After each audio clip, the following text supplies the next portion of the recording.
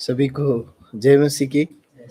प्रभु का धन्यवाद हो कि एक बार फिर हम इस प्रकार से मिल पाए और प्रभु की आराधना कर पाए। इस अच्छे समय के लिए प्रभु को धन्यवाद देते हैं। कलीसिया के संबंध में सूचनाएं, प्रार्थना, धन्यवाद विषय और अन्य जानकारी बताने का समय है। कलीसिया की सभाएं कलीसिया की सभाएं इस प्रकार होती हैं कि हम हर रविवार सुबह आराधना करने के लिए 9 बजे से 11:30 बजे तक मिलते हैं। उसके बाद संडे स्कूल होता है। हम बुधवार को और शुक्रवार को प्रार्थना करने के लिए और बाइबल अध्ययन के लिए 7:30 से 8:30 बजे तक मिलते हैं। अभी समय है जब आप अपने प्रार्थना या धन्यवाद विषय कलीसिया को बता सकते हैं ताकि कलीसिया उन विषयों के लिए प्रार्थना करें, धन्यवाद दें।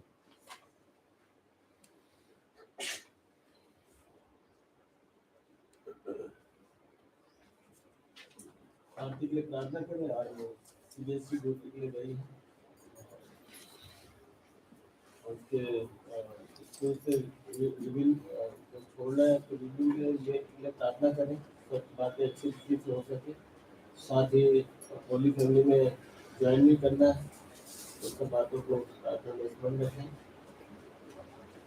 और उन्हें धन्यवाद हो कि आज किसी प्रकार की जो मैं एफएम पे काम करता, किसी प्रकार का कुछ साइड या कुछ परेशानी आज नहीं है। इसलिए सरकार के द्वारा सत्ता के समय देता था। आप उसके लिए प्रार्थना करें कि संडे किसी भी प्रकार की अड़चन या कोई काम ऐसा ना आए और मैं आज़ादी के साथ अपनी संस्कृति और आराधना कर सकूँ। जोली के अच्छे रिजल्ट के लिए प्रार्थना करें। जोइना के एडमिशन और जोली के एडमिशन के लिए प्रार्थना करें। जैसा आपने सुना बहन आरती के लिए उनकी ड्यूटी, उनका रिलीविंग और नए स्कूल में ज्वाइनिंग, उन सबको प्रार्थना में याद रखें। भाई के जो नए काम हैं वो ऐसा है कि कहीं फॉल्ट आता है तो उन्होंने तुरंत जाना पड़ता है। आप प्रार्थना करें कि परमेश्वर ऐसा अनुग्रह करे उसकी सामर्थ्य में, कम से कम रविवार के दिन आराधना के समय पर ऐसा कुछ ना हो, ताकि भाई सभा में नियमित रूप से उपस्थित रहे। और साथ ही इसलिए कि भाई उस काम में इन्वॉल्व है, वो काम में ज़्यादा तकलीफें आई ना, ताकि भाई जो है आराम से अपनी नौकरी करने पाए। कुछ दिन पहले मेरा कंपनी में बहुत सारा टॉर्चर जैसा हो गया। एक भाई ऐसा है कि वो हर आदमी के ऊपर में वो थोड़ा इधर उधर बोल के हर आदमी को फंसाता है। हमें भी 2-3 बार किया वैसा। लास्ट में जब ये समय किया तो वो थोड़ा ज़्यादा ही कर दिया। फिर मेरा जो सबसे बड़ा जीएम है, डीजीएम, उसके पास वो जाके सीधा बोल दिया कुछ ऐसा।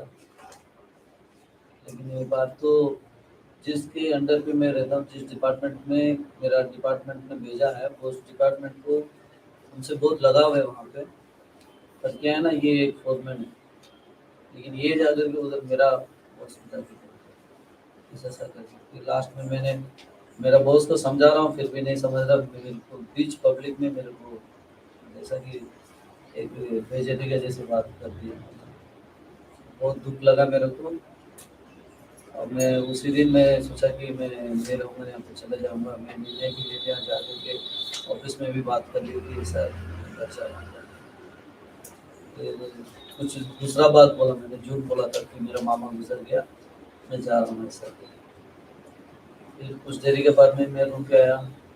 मैं तो झूठ नहीं बोलना है, मेरे को सच ही बोलना है। यहाँ पे अच्छा सभा है मेरे लिए और काम तो वहाँ पर भी है। यही काम मेरे को ट्रांसफ़र हो जाएगा, कुछ नहीं। पर जाऊँ क्या, नहीं जाऊँ। परमेश्वर से थोड़ा सोचा, फिर घर में मेरा मिसेस से थोड़ा डिस्कशन भी किया। फिर बोले कि मैं लोग प्रभु में रहने वाले हैं, ऐसा नहीं करते हैं। उन्होंने भी हमें समझाया, फिर मैं भी मेरे मन में बहुत समझा। फिर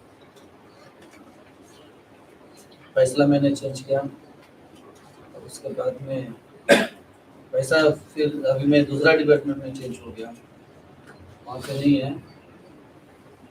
लेकिन परमेश्वर मेरे को सहायता करे। आप लोग प्रार्थना कीजिए कि मेरे को यहाँ पे अच्छा एक सभा भी मिला है, आप लोगों जैसे लोग मेरे को परमेश्वर ने दिया है, और कुछ दिन में यहाँ पे जब तक काम होगा और तब तक मैं परमेश्वर का यहाँ पे आराधना कर सकूँ।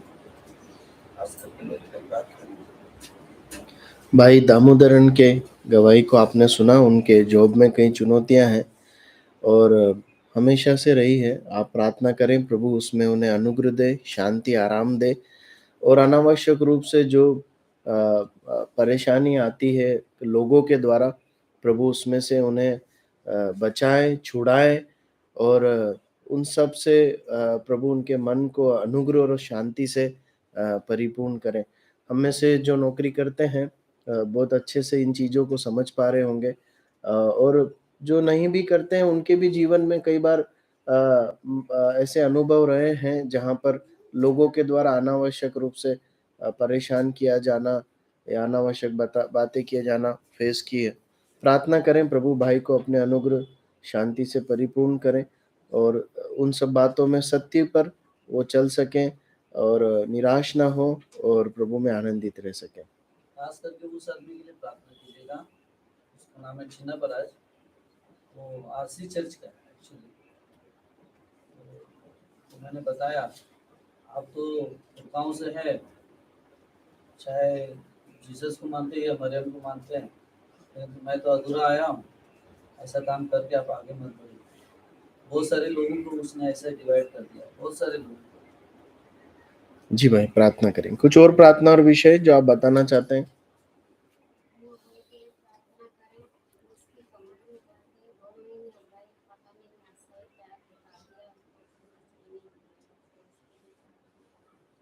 किसके लिए?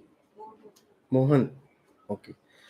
जैसा बहन ने बताया, प्रार्थना करें जो बेकेक है उसमें से आराम हो सके, प्रभु चंगाई दे। हारिका सिस्टर के लिए प्रार्थना करें, वो पीटी एग्जाम लिख रहे हैं 28 हैदराबाद। हारिका बहन के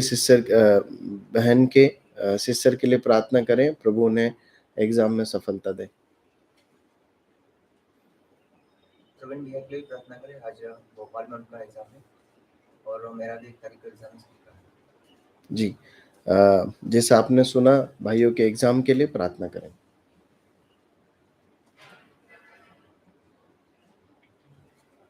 विचार 5 तारीख को नागपुर जाना, 3 दिन की सफाई 5-6 7 से 9 तक प्रार्थना करें जेम्स भैया को 7 तारीख से 9 तारीख तक सभाओं के लिए नागपुर जाना है। प्रभु उन्हें सुरक्षित ले जाएं और अच्छा स्वास्थ्य दें और अपने अनुग्रह के वचन से और सामर्थ्य से परिपूर्ण करें, और वचन की सेवा बहुत प्रभावशाली हो और भैया सुरक्षित जाकर वापस आ सके। 7 से 9 नागपुर में सभाएं हैं, उसे याद रखें।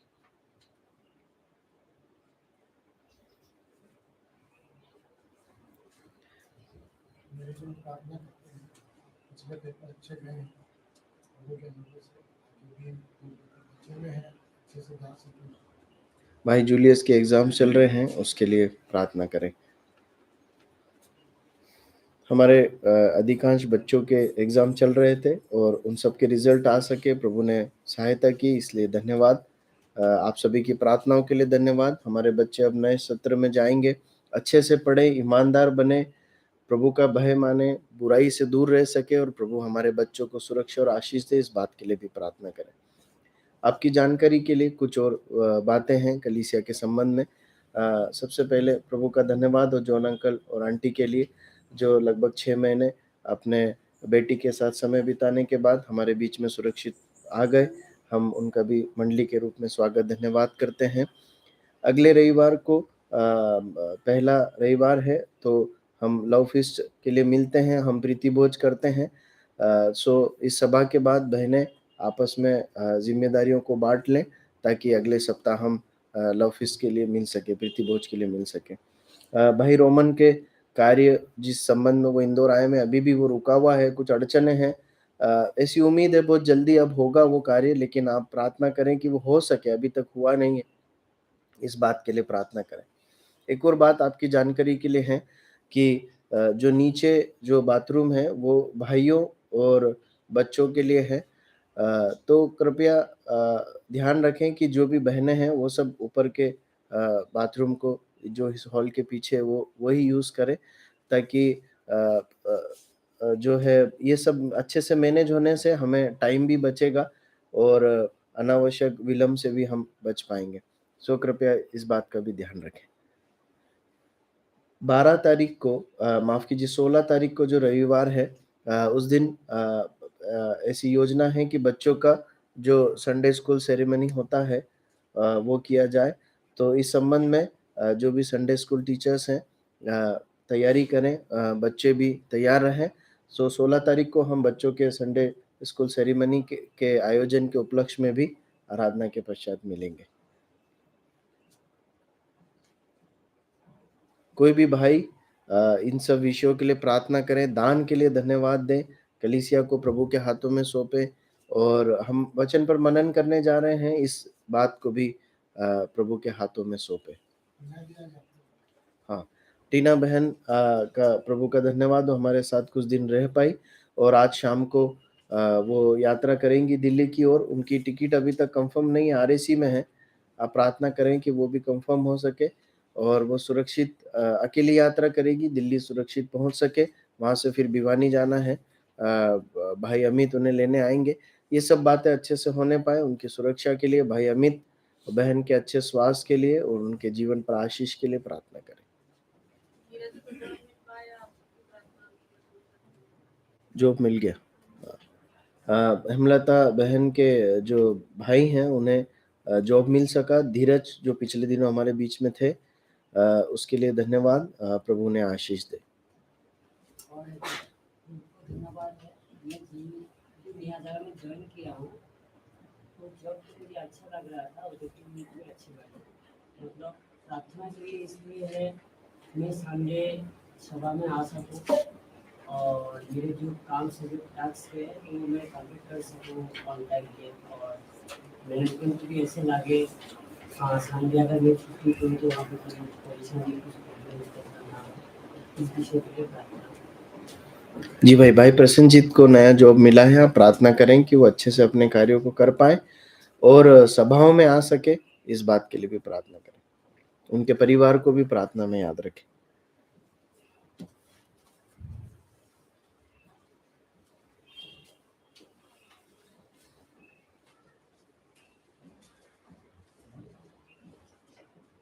हम इस समय की धन्यवाद देते हैं।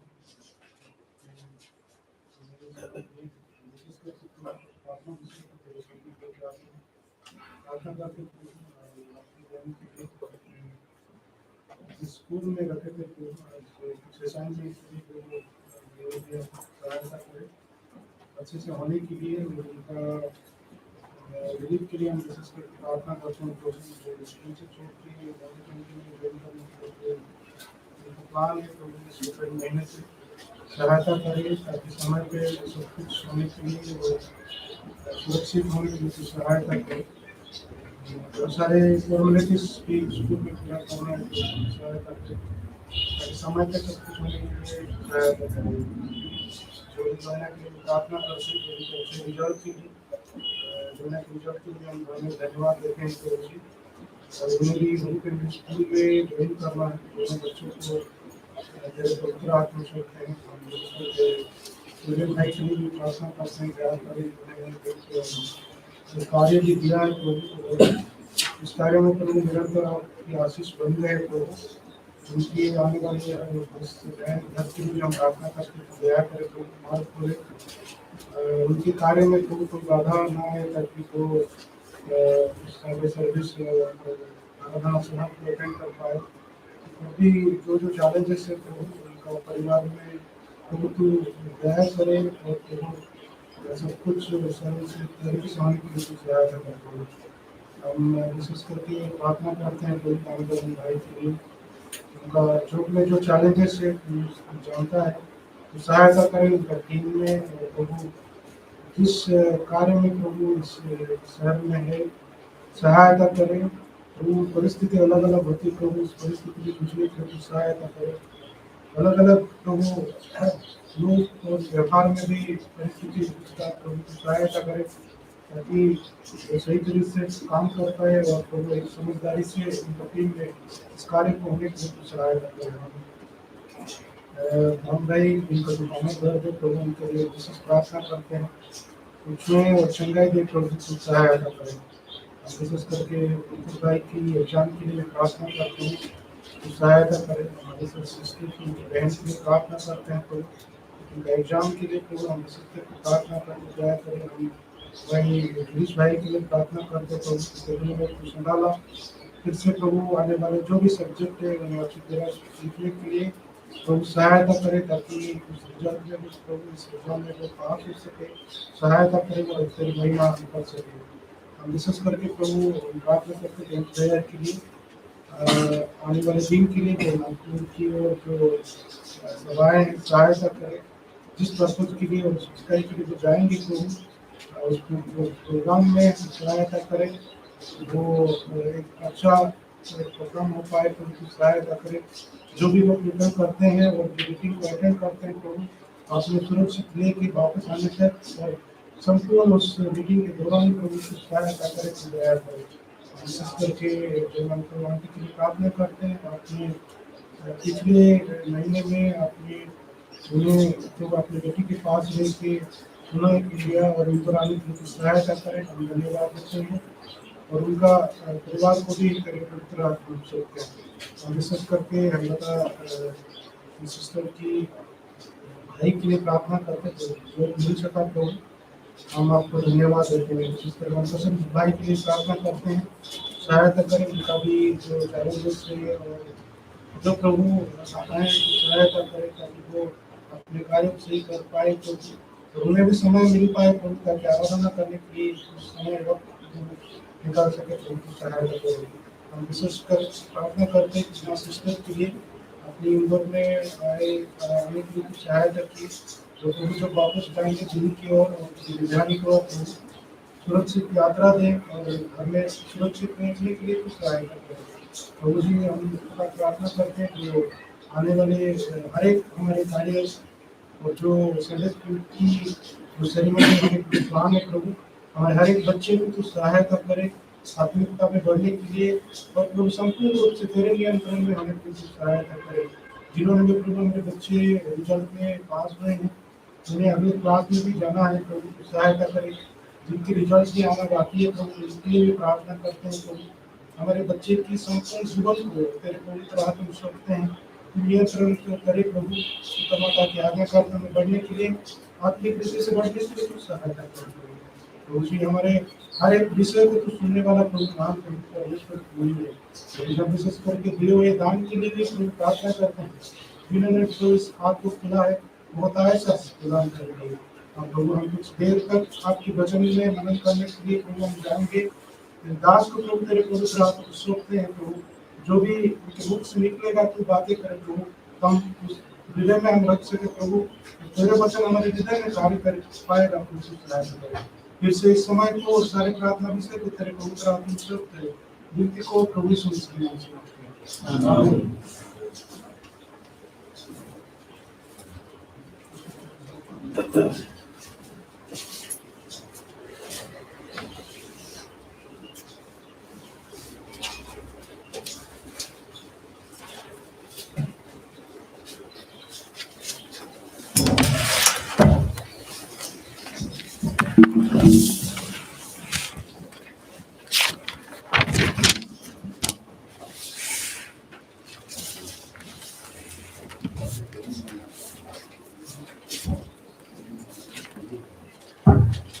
सभी को जय मसीह की। हम आज के थोड़ी देर के मनन के लिए एक बहुत ही गंभीर और एक संवेदनशील विषय पर अध्ययन करेंगे। आज का हमारा विषय है मसीहों के विरुद्ध शैतान का आक्रमण और उससे बचने के उपाय। मसीहों के विरुद्ध शैतान का आक्रमण और उससे बचने के उपाय। अगर मसीह जीवन में विश्वासियों के अनुभवों को देखा जाए, उनकी गवाहियों को सुना जाए, तो ऐसा प्रतीत होता है कि हर एक विश्वासी अपने जीवन के अलग-अलग क्षेत्रों में कहीं न कहीं चुनौतियों से होकर गुजर रहा है या संघर्ष कर रहा है। प्रभु यीशु मसीह के पर विश्वास करने के बावजूद, उसका शिष्य बनने के बावजूद, उसकी आज्ञाकारिता में, प्रेम में जीने के बावजूद हम ऐसा देखते हैं कि विश्वासी लोग अलग-अलग परेशानियों, चुनौतियों से, समस्याओं से या ज़रूरतों से होकर गुजरते हैं। वो कई प्रकार से डिस्कम्फर्ट या ऐसी परिस्थितियों से गुजरते हैं जो उन्हें गिराने की कोशिश करती। मालूम है ऐसा क्यों है? परमेश्वर के वचन के प्रकाश में यदि हम देखें तो परमेश्वर का वचन बताता है कि एक विश्वासी जो है, एक सच्चा मसीह जो है, वो इस धरती पर रहते हुए एक युद्ध क्षेत्र में है। वो एक युद्ध क्षेत्र में है और उसका एक शत्रु है जो शैतान है और जो उस पर हमला करता है। आपको मालूम है ये युद्ध कब से शुरू हुआ? जी, जब से विश्वास किया। ठीक है, और बता सकते हैं, और स्पष्ट कर सकते हो? भाई का जवाब सृष्टि के आरंभ से हम देखते हैं। बता सकते हैं कहाँ? उत्पत्ति की पुस्तक 3 अध्याय 15 है, जल्दी से पढ़िए। उत्पत्ति की पुस्तक 3 अध्याय 15 है।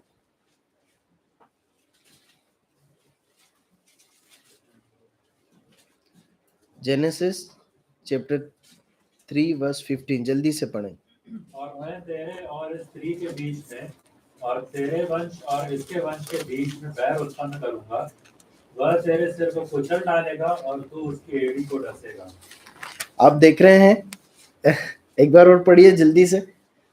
और मैं तेरे और स्त्री के बीच में और तेरे वंश और इसके वंश के बीच में बैर उत्पन्न करूंगा। तेरे और स्त्री के बीच में मतलब किस किस के बीच में? शैतान और स्त्री, और स्त्री के वंश और तेरे मतलब स्त्री का वंश जो संतानें होगी उनके और तेरे बीच में मतलब शैतान के बीच में क्या उत्पन्न करूंगा?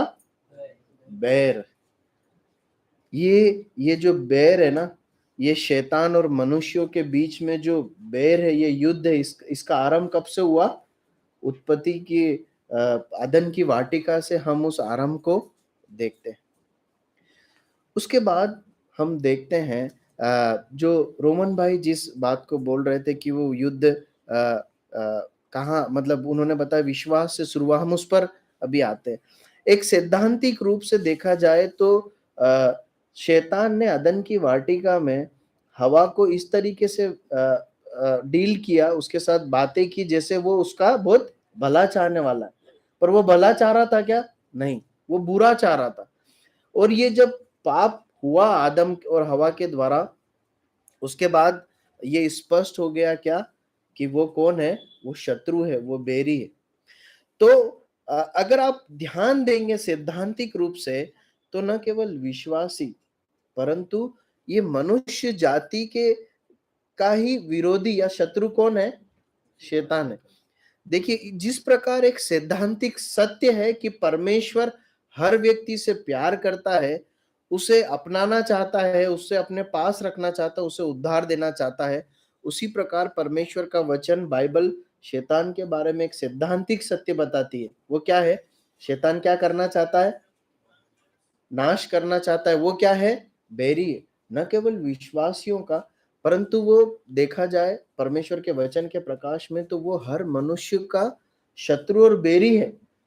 वो परमेश्वर के द्वारा दंडित किया गया है, वो नरक में जा रहा है, इसलिए वो क्या चाहता है कि मैं सब मनुष्यों को अपने साथ नरक में ले जाऊं।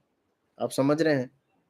जैसे परमेश्वर का प्रेम सब मनुष्य के लिए है, जिससे परमेश्वर प्रेमी है, परमेश्वर भला चाहता है सब मनुष्यों का, वैसे शैतान मनुष्य का शत्रु है और हमेशा बुरा चाहता है। परंतु जब एक व्यक्ति प्रभु यीशु मसीह पर विश्वास करता है, जब एक व्यक्ति प्रभु यीशु मसीह को अपना उद्धारकर्ता ग्रहण करता है, तो परमेश्वर उसे उस अंधकार के साम्राज्य से छुड़ाते हैं। देखिए, एक भाग को निकाली, कुलस्सियों की पत्री 1 अध्याय उसकी 11 माफ कीजिए 12 से 14 आयत। कुलस्सियों 1 का 12 से 14 आयत। पिता का धन्यवाद करते रहो जिसने हमें इस योग्य बनाया कि ज्योति में पवित्र लोगों के साथ निराश में सहभागी हो। उसी ने हमें अंधकार के वश से छुड़ाकर अपने प्रिय पुत्र के राज्य में प्रवेश कराया, जिसमें हमें छुटकारा अर्थात पापों की क्षमा प्राप्त हुई। देखिए, बाइबल बताती है कि जिस व्यक्ति ने, कुलस्सियों 1 का 12 से 14, कुलस्सियंस चैप्टर 1 वर्स 12 to 14, यहां पर लिखा है कि हम अंधकार के वश से छुड़ाए गए। अब देखिए, अब एक व्यक्ति जब प्रभु यीशु मसीह के पास आकर उस पर विश्वास करके उसे अपना उद्धारकर्ता परमेश्वर मानता है ना, परमेश्वर उसे शैतान के राज्य से, अंधकार के, बुराई के राज्य से छुटकारा देते हैं और उसे एक नए राज्य में प्रवेश देते हैं। वो किसका राज्य है? जीवित परमेश्वर का, उसके बेटे का राज्य। परंतु ये शैतान जो है ना, ये बहुत धूर्त है। ये उस अपने राज्य से छूटे, अंधकार के राज्य से छूटे उस व्यक्ति का पीछा छोड़ता नहीं। वो बार बार क्या करना चाहता है मालूम है? उस व्यक्ति को गिराना चाहता है, उस पर आक्रमण करता है, उसे गिराना चाहता है। क्यों? ताकि वो परमेश्वर के राज्य से वापस गिरा दिया जाए। वो परमेश्वर के राज्य से छीन नहीं सकता उस व्यक्ति को, परंतु वो उसे उस पर आक्रमण करके परमेश्वर के राज्य की जो आनंद है, परमेश्वर की राज्य की जो महिमा है, जो अनुभव है, जो जीवन है, उससे क्या करना चाहता है? उसे गिराकर वंचित करना चाहता है। इसलिए बार बार वो क्या करता है? आक्रमण करता है। देखिए, मैं परमेश्वर के वचन के प्रकाश में आपको बताना चाहता हूँ, शैतान जो है ना, एक कल्पना नहीं है, है ना? इस सांसारिक तौर पर ऐसा कई बार ऐसा लोग मान लेते हैं कि ये जो बुराइयां हैं बस वो मतलब बुराई शैतान है और सत्य जो है वो ईश्वर है, ऐसा नहीं है। परमेश्वर का वचन बताता है कि शैतान वास्तविक एक व्यक्ति है, जीवित है और वो क्रियाशील है ना? इस बात को ध्यान रखिएगा। हम जब इस वचन पर मनन करने जा रहे हैं तो हम परमेश्वर का आत्मा इन सच्चाइयों को बहुत अधिकाई से हम पर प्रकट करे, ताकि बहुत सावधानी के साथ हम अपने जीवन को जी सके। ठीक है, अब हम आगे बढ़ते हैं। अब हम देखेंगे कि किस प्रकार शैतान जो है विश्वासियों पर आक्रमण करता है। बहुत सारी बातें हैं, कुछ बातें जो प्रभु ने दी है वो मैं आपके साथ बांटना चाहता हूँ। सबसे पहली बात, किस प्रकार आक्रमण करता है? आप लिख सकते हैं शैतान के आक्रमण या शैतान कैसे आक्रमण करता है विश्वासियों पर। पहली बात, वो हमें आलसी या सुस्त बनाने का प्रयास करता है। वो हमें आलसी या सुस्त बनाता है। पढ़िए रोमियो की पत्री 12 अध्याय और 11 है। रोमियो की पत्री 12 अध्याय और 11 है। प्रयत्न करने में आलसी न हो, आत्मिक उन्माद से भरे रहो, प्रभु की सेवा करते रहो। लिखा है प्रयत्न करने में आलसी मत होना। किससे भरना? आत्मिक उन्माद, आत्मिक जोश से भरना और प्रभु की सेवा करते रहना। देखिए, शैतान है ना, इस एक एरिया पर, हमारे जीवन के इस हिस्से पर आक्रमण करता है। रोमियो 12 का 11 हमने पढ़ा, रोमन्स चैप्टर 12 वर्स 11। वो हमें पता है आलसी बनाने की कोशिश करता, आत्मिक रीति से वो हमें आलस पैदा करता है। वो पता है क्या करता है? वो हमें वचन पढ़ने की अरुचि, है ना, वचन पढ़ने की अरुचि हमें पैदा करता है। वो हमें सभाओं में जाने की अरुचि को पैदा करता है। उसके प्रति लापरवाही का एक रवैया हमारे अंदर लेकर आता है। आत्मिक कार्यों को करने के लिए एक बूझापन हमारे अंदर लेकर आता है। देखिए आप ध्यान दीजिए, दाऊद के विषय में लिखा है कि जब वो उस पाप में गिरा बत्शेबा के साथ, आपको ध्यान है वो क्या कर रहा था? दूसरा शमूएल 11 अध्याय 2 आयत पढ़िए जल्दी से, क्या कर रहा था? सेकंड शमूएल 11 अध्याय 2 आयत।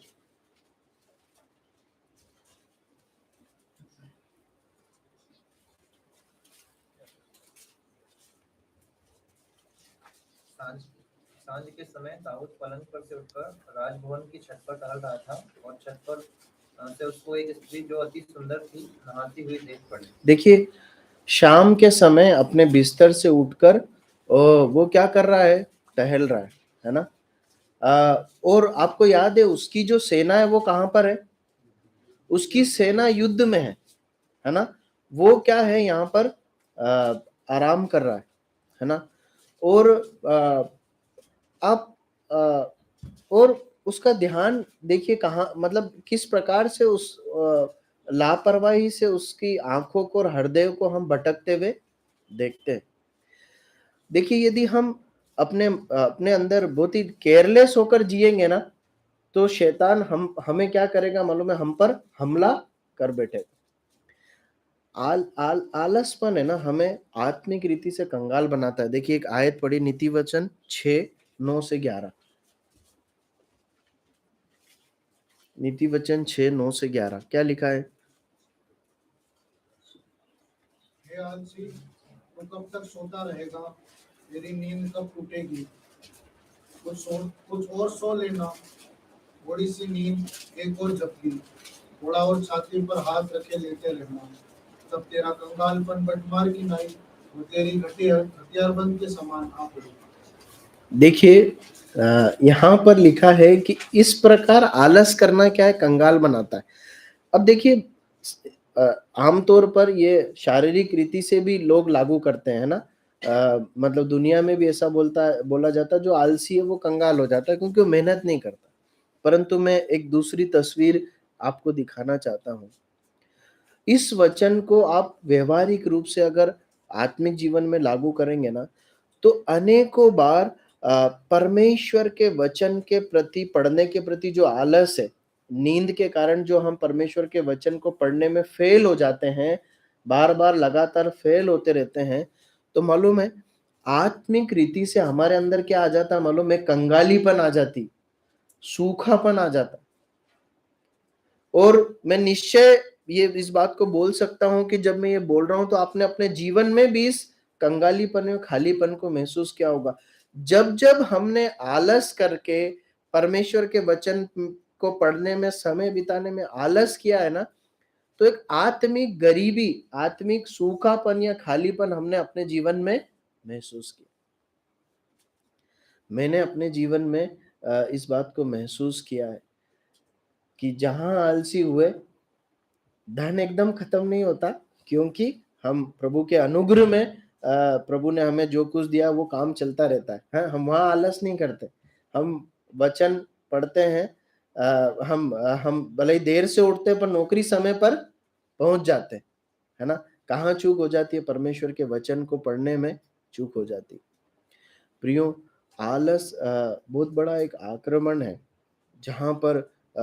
जहां शैतान जिस हमले का प्रयोग करके हमें आलसी बनाता है, ताकि हम परमेश्वर के कार्यों को करने में, आत्मिक बातों में क्या हो जाए? कंगाल हो जाए, निष्क्रिय हो जाए।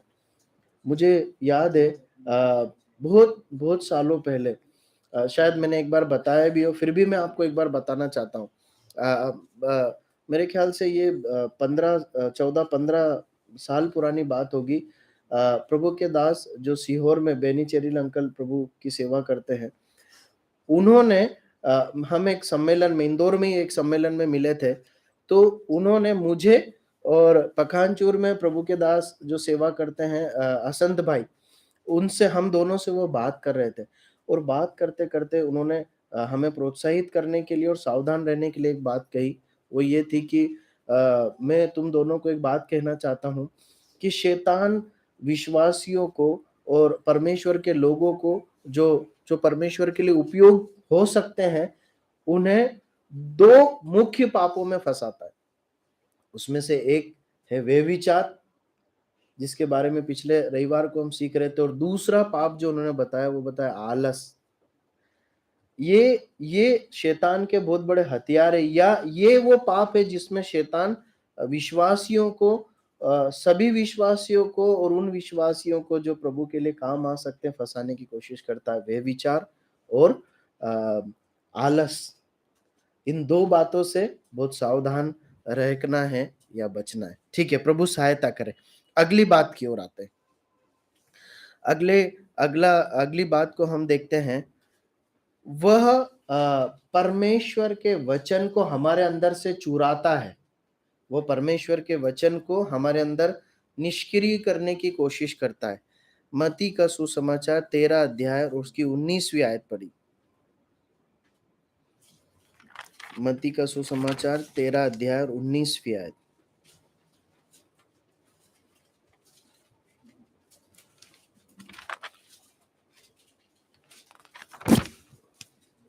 जो कोई राज्य का वचन सुनकर नहीं समझता, उसके मन में जो कुछ बोया गया है, उसे वह दुष्ट आटा छीन ले जाता है। और यहाँ वही है जो मार्ग के किनारे बोया गया। यहाँ पर लिखा है कि जो है वो दुष्ट क्या करता है, वचन को चुरा लेता है, वहां से छीन लेता है। देखिए, यदि हमारे जीवन में कुछ भी होना है, परमेश्वर का कार्य कुछ भी होना है, तो उसका आधार क्या है?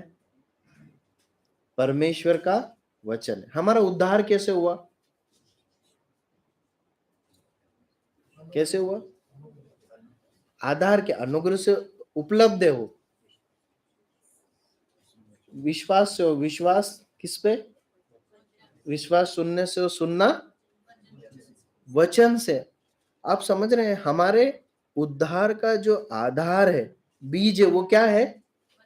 परमेश्वर का वचन है। मुझे बताइए, इस सृष्टि की रचना कैसे हुई? वचन से हुई है। वचन है जो निर्माण करता है ना? वचन है जो बदलता है। वचन है जो नया बनाता है। वचन है जो ताजगी लाता है ना? शैतान क्या करता है मालूम है? वो धूर्त है। मैं उसे बुद्धिमान नहीं कहूंगा, उसे धूर्त कहूंगा, क्योंकि बुद्धिमान हमारा प्रभु परमेश्वर है ना? वो चतुर है। उसके लिए बुद्धिमान शब्द मुझे कहना अच्छा नहीं लग रहा है। बुद्धिमान हमारा प्रभु यीशु मसीह है। उसके अंदर जो वो है ना, वो चतुराई और धूर्तता है। वो वचन को हमारे जीवन से चुराता है।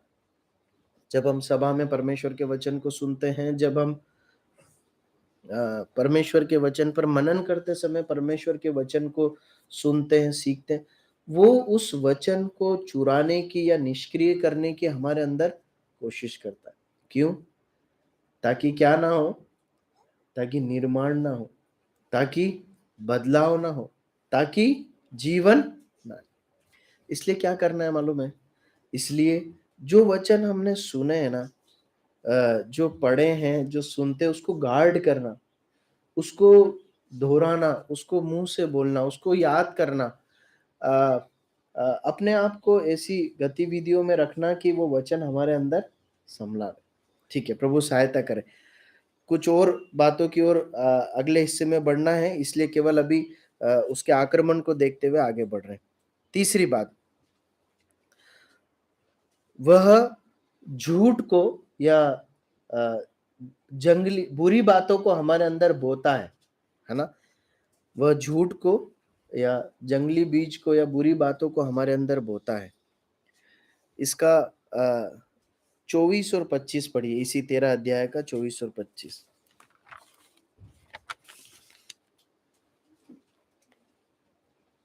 यीशु ने उन्हें एक और दृष्टांत दिया, और स्वर्ग का राज्य उस मनुष्य के समान है जिसने अपने खेत में अच्छा बीज बोया, पर जब लोग सो रहे थे तो उसका शत्रु आकर गेहूं के बीच जंगली बीज बोकर चला गया। बस अब 28 पढ़िए।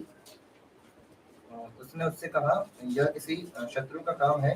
दासों ने उससे कहा, क्या तेरी इच्छा है कि हम जाकर उसको बटोर लें? बस काफी। देखिए हम पहले पढ़ते हैं कि वो चुराता है ना, लेकिन यहाँ हम पढ़ते हैं वो उतना ही काम नहीं करता, परंतु वो क्या करता है, जंगली बीज भी बोता है। जब हम परमेश्वर के वचन को पढ़ते हैं तो अच्छे बीज परमेश्वर हमारे अंदर बोता है, वो उसे निकालने में आप सफल है ना, हो गया, असफल हो गया, आपने उसे सफलता नहीं दी, प्रभु की सुरक्षा में हम बचाए गए। अब वो दूसरा काम करता, ठीक है अच्छा बीज है ना, मैं अपने भी बीज बोऊंगा, अपनी भी बातें, अपने भी जो शिक्षाएं हैं, अपने भी जो झूठ है वो तुम्हारे अंदर बोऊंगा। क्यों करता है मालूम है वो ऐसा? क्या होगा बीज बो दिया तो उसने, फिर वो भी बढ़ेंगे, जंगली बीज भी बढ़ेंगे। तो जंगली बीज भी बढ़ेंगे तो फिर कैसे फल निकलेंगे? जंगली फल बुरे निकलेंगे। प्रियो, बहुत जरूरी है कि हम इस बात के प्रति सावधान रहे कि हम क्या किन साहित्यों को पढ़ते हैं, किन चीजों को देखते हैं, किन चीजों को सुनते हैं, किन लोगों के साथ संगति करते हैं। हम देखिए परमेश्वर का वचन बार बार हमें धार्मिकता के कार्यों में लगने के लिए क्यों बोलता है मालूम है? ताकि हम उनसे भरें, वरना फिर शैतान हम बुरी बातों को हमारे अंदर डाल देगा या भर देगा, फिर उसके फल हमारे अंदर दिखाई देने लगे। देखिए हम पिछले दिनों अभी भी मतलब यूहन्ना के पत्री से अध्ययन कर रहे हैं, है ना, वहां पर हम बार बार लगभग हर अध्ययन में हमने इस बात को देखा, झूठे शिक्षकों के बारे में हमने देखा, और हमने बार बार इस बात को दोहराया कि ये पत्री जो है झूठे शिक्षकों पर आक्रमण करने के लिए, उसकी झूठी शिक्षाओं के विरुद्ध आक्रमण। क्यों? ये झूठी शिक्षाएं कहां से गढ़ी जाती है? इसके पीछे का स्रोत कौन है? शैतान। शैतान झूठ और झूठी शिक्षाओं को कलीसिया में या विश्वासियों के मनों में गढ़ता है। अदन की वाटिका में उसने क्या किया? उसने झूठ को गढ़ा। प्रियो, यदि हम सावधान न रहे तो वो बहुत बुरा हमारे साथ कर सकता है। देखिए एक आयत को पढ़िए, 13 यूहन्ना रचित सुसमाचार 13 अध्याय और उसकी दूसरी आयत। यूहन्ना रचित 13 अध्याय दूसरी आयत।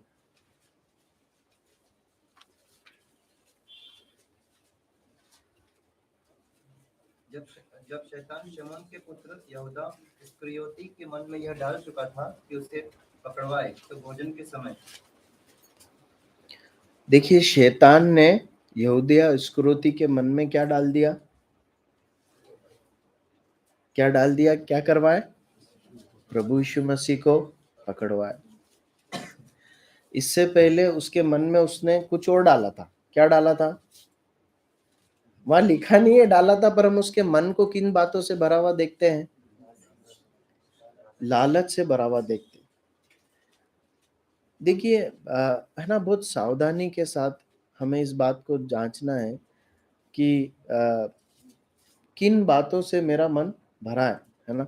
हालांकि हम उस बात पर बाद में आने वाले हैं, लेकिन अगर किसी पाप को हम अपने मन में मतलब पनपने देंगे ना, तो फिर शैतान और दूसरे पापों को भी हमारे मन में डाल देगा। यहूदा इस्करियोती कौन था? मैं आपसे एक प्रश्न, कौन था? प्रभु यीशु मसीह का चेला। बहुत सहज मुंह में आता है ना, कुछ सोचना पड़ता है क्या ये बात बोलने के लिए? नहीं सोचना पड़ा ना कि नहीं सोचूं मैं बोलूं कि नहीं बोलूं चेला। हम बहुत स्वाभाविक रीत से बोलते हैं कि वो चेला था, वो था बिल्कुल, उसमें कोई शक नहीं है।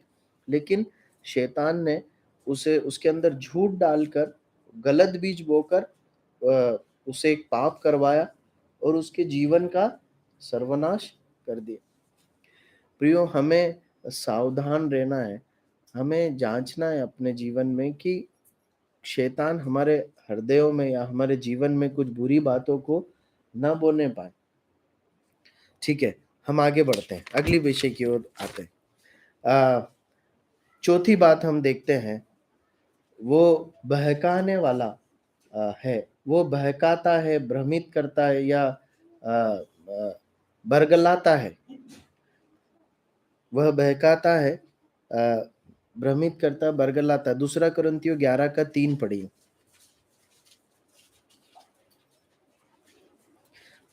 उससे पहले पढ़िए प्रकाशित वाक्य 12 का 9।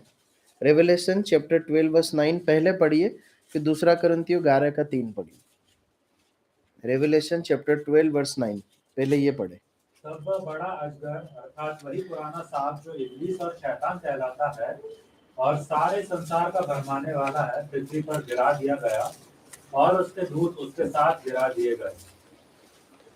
लिखा है पूरे संसार का भरमाने वाला, है ना? कौन है? शैतान है। बाइबल उसे भरमाने वाला बोलती। अब दूसरा कुरिन्थियों 11 का 3 पढ़िए। Second Corinthians chapter 11 verse 3। परंतु मैं डरता हूँ कि जैसे सांप ने अपनी चतुराई से हवा को बहकाया, वैसे ही तुम्हारे मन पर सीधाई और पवित्रता से जो मसीह के साथ होनी चाहिए, कहीं भ्रष्ट न किए जाए।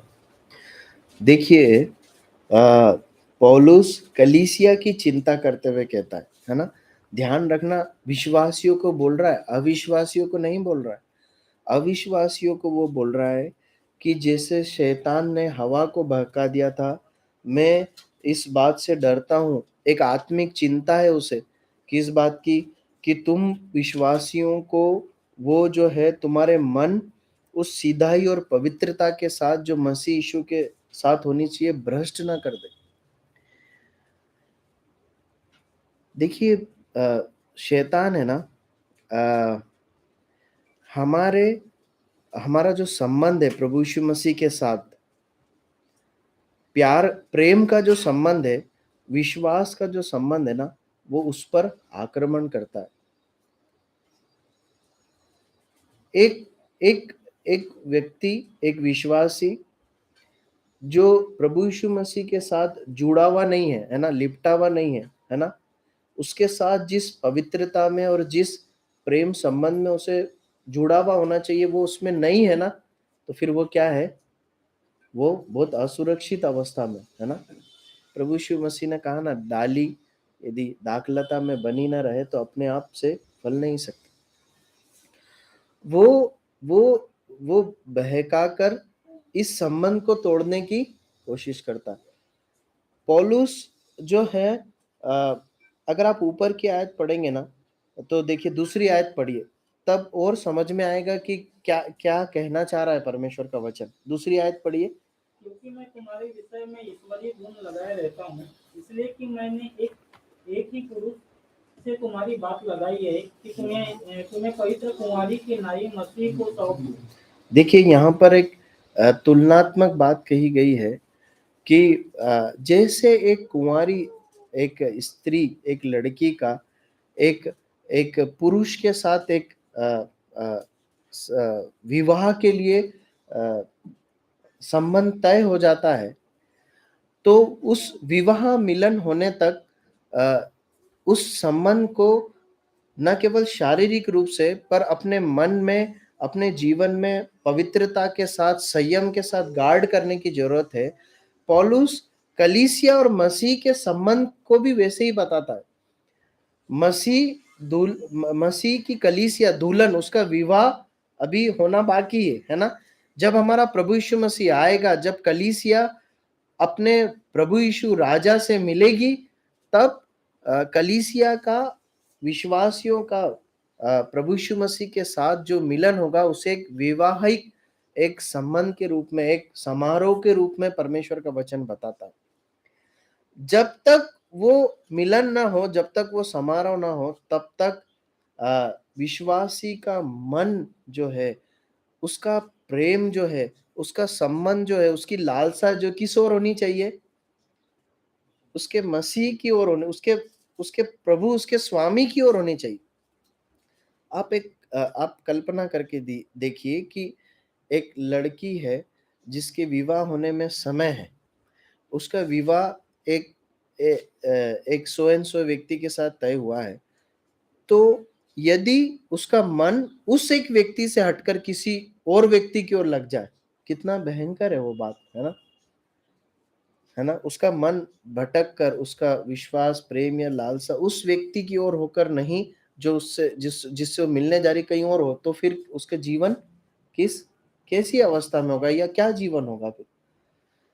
ये जो धूर्तता है ना, ये शैतान करना चाहता है। अपने प्रभु, अपने स्वामी जिससे अनंत काल के लिए मिलने जा रहे हैं, उसके प्रेम के प्रति, वो उसके प्रति, उसके मिलन के प्रति हमें भटकाता है और संसारिक और अन्य बातों की तरफ हमें उलझाने की कोशिश करता है। अगली बात की ओर आते हैं। 5वीं बात, वो विश्वासियों की हत्या करता है, हत्या करने की कोशिश करता है। यूहन्ना का सुसमाचार उसका 8 अध्याय 44वीं आयत पढ़ी।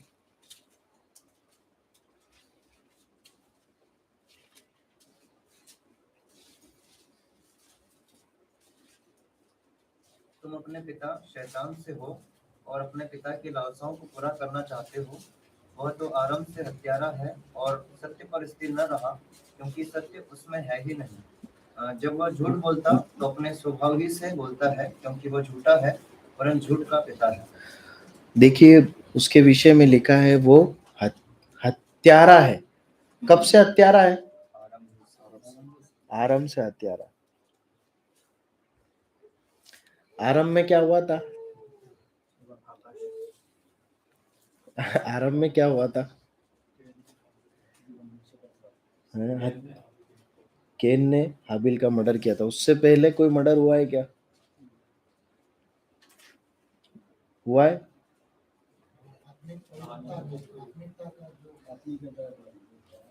हुआ है मर्डर? सहमत है आप? किसने किया? शैतान ने किया। इसीलिए यहाँ पर लिखा है कि वो क्या आरंभ से ही क्या है? हत्यारा है। अदन की वाटिका में उसने हत्या की थी। किस बात की हत्या कर दी थी उसने?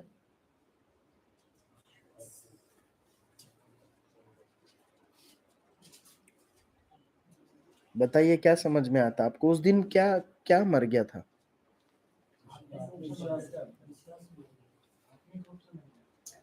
आत्मिक रूप से मर गया था, विश्वास मर गया था उस दिन। शैतान आज भी यही करने की कोशिश करता है, मालूम है। वो आत्मिक रीति से मारता है ना। वो हमारे विश्वास पर हमला करता है।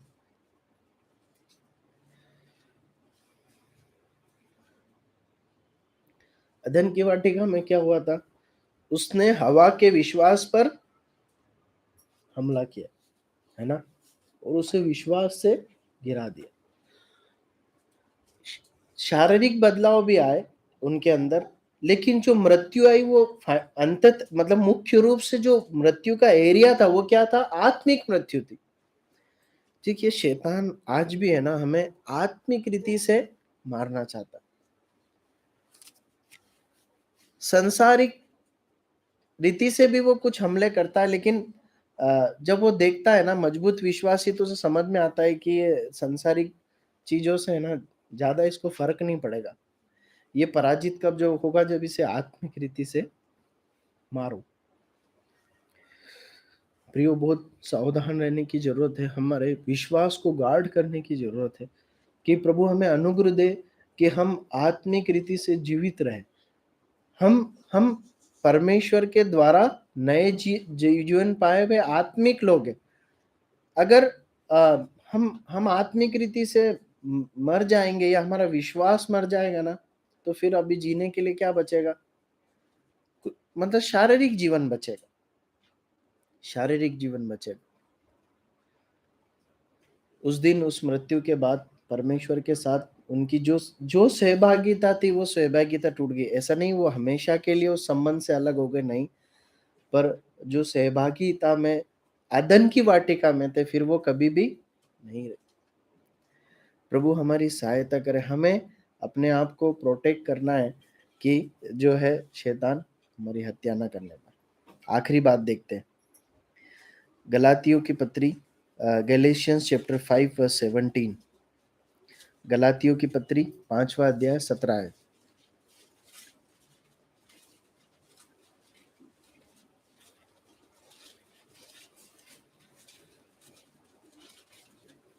क्योंकि शरीर आत्मा के विरोध में और आत्मा शरीर के विरोध में लालसा करती है, और ये एक दूसरे के विरोधी हैं, इसलिए कि जो तुम करना चाहते हो वह न करना। शरीर आत्मा के विरोध में और आत्मा शरीर के विरोध में लालसा करती। ये विश्वासियों पर ये फार्मूला लागू होता है। Galatians chapter 5 verse 17। अंतिम बात हम देखते हैं, शैतान पाप के प्रलोभन भेजता है। शैतान पाप करने के अवसर या प्रलोभन भेजता है, या वो अवसर उत्पन्न करता है ना। ये भी उसका एक आक्रमण।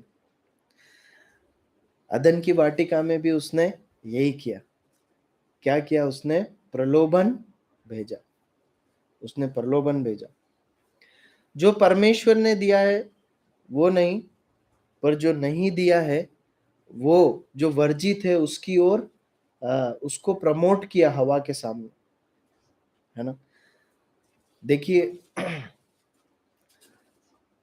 शैतान सीधे सीधे आपको पाप में नहीं गिरा सकता, या विश्वासियों को के ऊपर परमेश्वर का दंड नहीं ला सकता सीधे सीधे, है ना, कि उसके बोलने से दंड आ जाए, श्राप हो जाए, पाप में गिर जाए। ऐसा नहीं हो सकता।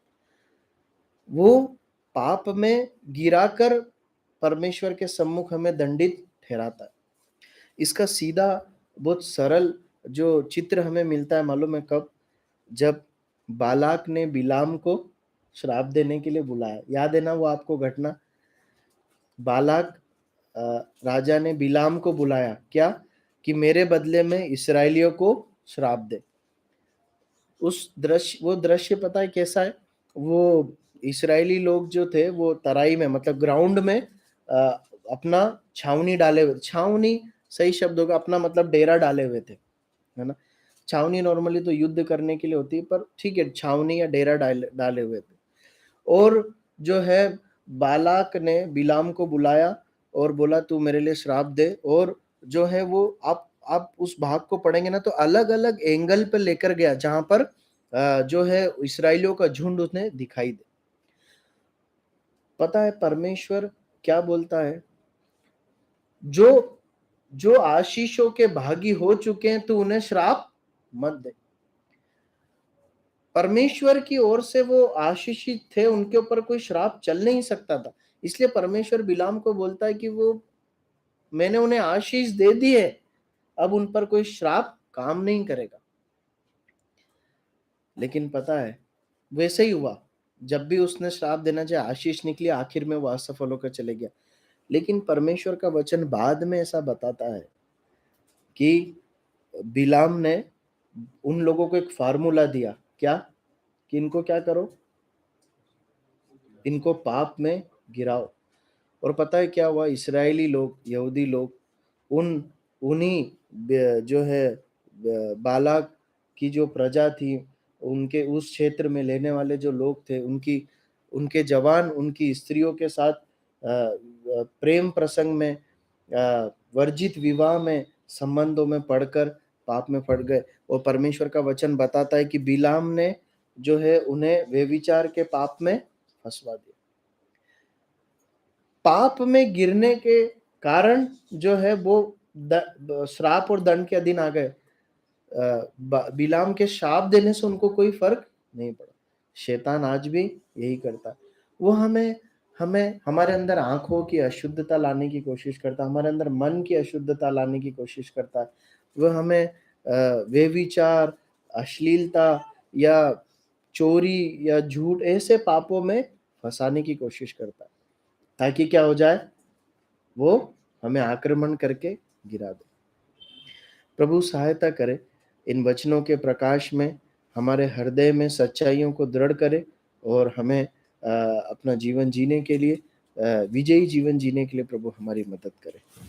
परमेश्वर अपने वचन के पढ़े और सुने जाने पर आशीष दे।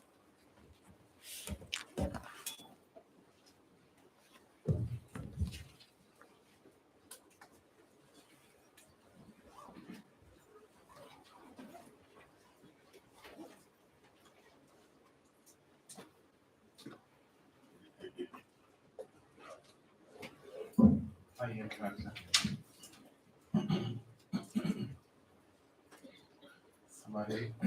हमारे स्वर्गीय पिता परमेश्वर, हम आपका धन्यवाद करते हैं कि आज सप्ताह के पहले दिन